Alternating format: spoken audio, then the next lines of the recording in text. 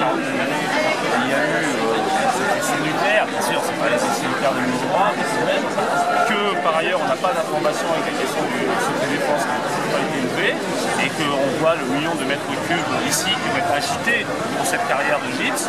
Moi je suis très préoccupé et on a eu des statistiques très inquiétantes par rapport également au nombre de cancers, de maladies, de type cancer de proximité de ce fort qui montre que quand même il y a une vraie question de santé environnementale. Qu'est-ce que vous pensez de M. Evin, responsable, directeur de l'Agence régionale de santé, qui refuse de faire des études épidémiologiques? C'est extrêmement préoccupant parce que c'est même le psychologiste principal précaution, parce que justement lorsqu'il y a des attaques sanitaires, est-ce qu'il a fait une étude de précaution?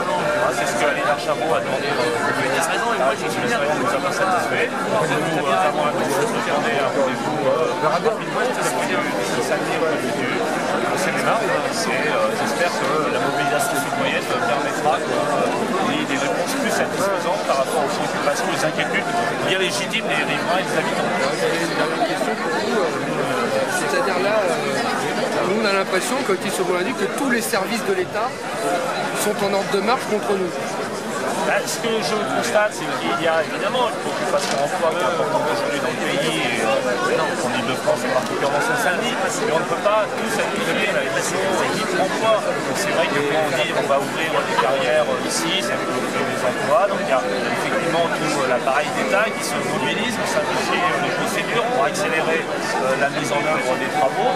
Je pense que nous, c'est pour ça que nous ne sommes pas les écologistes, nous sommes bien sûr pour le développement, mais ça ne peut pas se faire au détriment de la santé de nos concitoyens, et déjà que longuement vécu, durement vécu ces dizaines d'années d'essais, et là maintenant en plus c'est la double peine, c'est-à-dire qu'on recommence, on va secouer ces millions de mètres cubes là et remettre ce risque sanitaire extrêmement inquiétant. Donc c'est pour ça, bon, je vais devoir repartir à Paris parce que nous avons une réunion en complexe là-bas, mais je voulais vraiment montrer la préoccupation des élus écologistes sur ce dossier. Dernière question pour vous.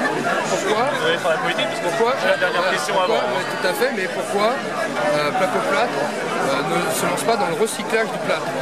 Oui, mais son concurrent belge qui a racheté les activités de Lafarge, donc Lafarge Gypse, a été racheté par Signat, et Signat s'est engagé à 30% de gypse recyclé d'ici 5 ans.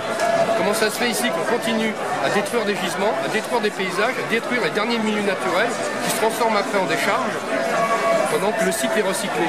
Ça, c'est extrêmement intéressant. D'ailleurs, nous avons demandé, nous, à être reçus par les dirigeants de Placo-Plâtre pour voir justement eux comment ils envisageaient la relation avec les riverains, avec le risque sanitaire, avec le risque médical. Et donc, parce que la filière de recyclage doit être plus génératrice d'emplois que l'exploitation de carrières à ciel ouvert, quasiment automatisée. Je vais regarder ça après si vous avez quelque chose, un sujet document, vous n'hésitez pas à vous tout à fait. J'avoue que je ne suis pas spécialiste du sujet carrière de gypse. Parce que le plâtre est recyclable comme du verre. De toute façon, j'ai prévu d'interpeller d'ailleurs les dirigeants de Saint-Gobain parce que c'est une filiale de Saint-Gobain, et je pense que c'est quand même le ciel bleu arrive. Qui sont donnés à ce le ciel bleu arrive. Et que justement ils ont peu de préoccupations pour le risque de santé environnement. Je crois que c'est quand même important pour ces interpeller. Okay. Merci. Merci beaucoup d'être venu.